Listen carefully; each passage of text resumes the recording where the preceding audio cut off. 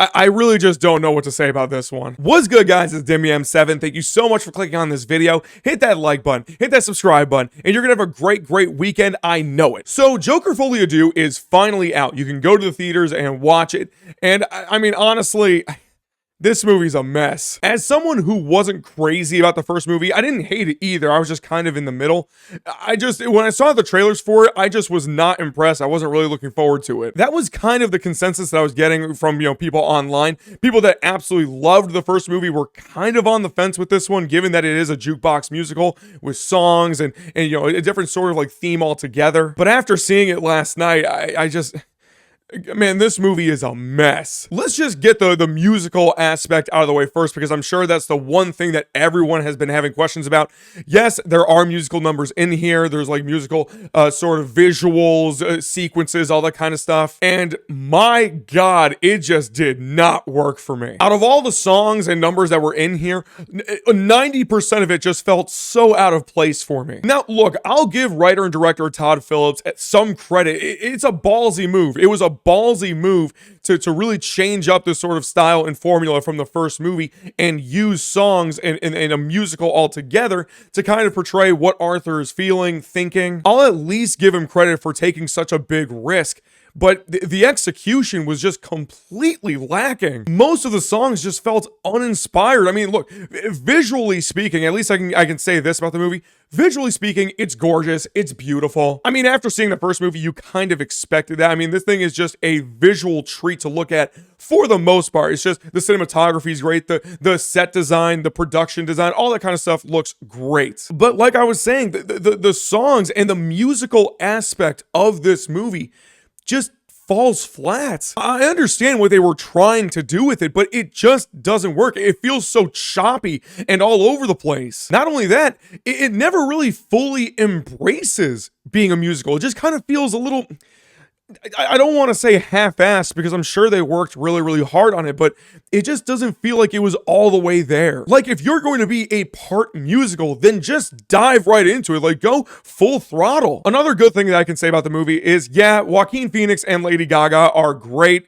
No question about it. I mean, we already know that Joaquin won the Oscar for Best Actor, when he came out with the first Joker, but Lady Gaga is great as this version of Harley Quinn, who, by the way, if you were like hoping that this was going to be like that Mr. J, like kind of Harley Quinn that you see in like all the video games, that's not her. This is a very different version of Harley Quinn. She's basically like this big stalker fangirl for Arthur. But I digress. The performances were excellent. My biggest problem with this movie is that it is so blatantly obvious that this movie was never it was never intended to be made. The first Joker movie was very clearly supposed to be a standalone film. From the beginning to the end, it was supposed to be its own thing. I'm almost positive Todd Phillips himself said so. But then it absolutely destroyed the box office, becoming the highest grossing R-rated movie at the time, at least. I know Deadpool and Wolverine obliterated that record. But at the time Joker held that record, it was doing phenomenally at the box office.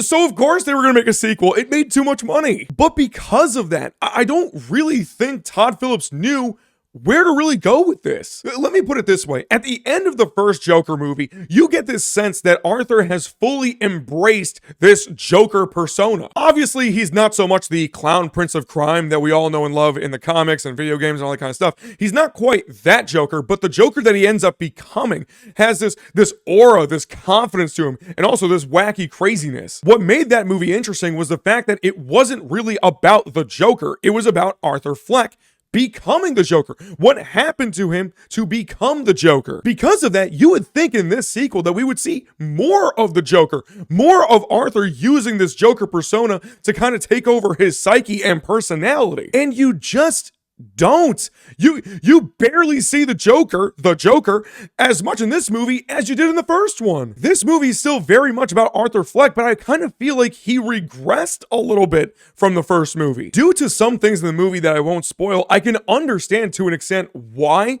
Arthur kind of took a step back and kind of, came back a little bit more into his own versus like that Joker persona. But at the same time, why? The entire movie is basically about Arthur's love relationship with Harley Quinn and dealing with the repercussions of what happened in the last movie in this court case drama. But the movie does such a bad job at juggling both things. It's just a giant mess all around where neither aspect is executed very well. Understandably, the first movie was a bit problematic in some of the things that it was saying and some of its messaging.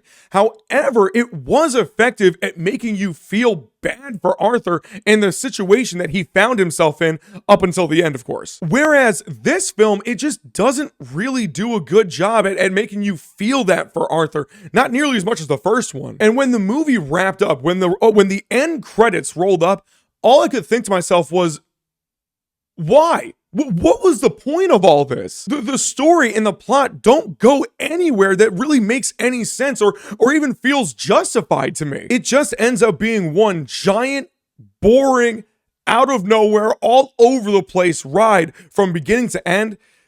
And it just didn't work for me. Also, please keep in mind that it's hard to talk about some aspects of this movie without going into spoilers. This isn't a spoiler video. If you do want to see a spoiler video, I might make one. Just let me know in the comments. But yeah, man, Joker Folie Deux is unfortunately a giant misfire in my opinion.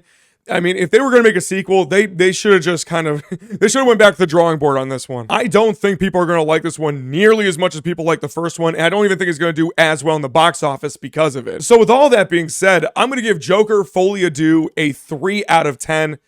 Yeah, I just really didn't like it. But if you've seen Joker Folie Deux, please let me know what you thought about it in the comments. I'd love to talk to you about it and see where we differ, where we agree. I'd love to find out. And until next time, peace.